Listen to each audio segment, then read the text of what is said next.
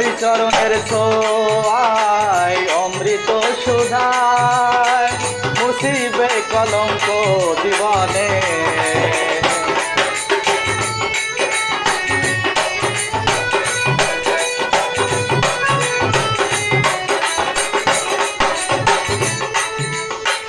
ওই চরণের ছোঁয়ায় অমৃত সুধায় মুছিবে কলঙ্ক জীবনে।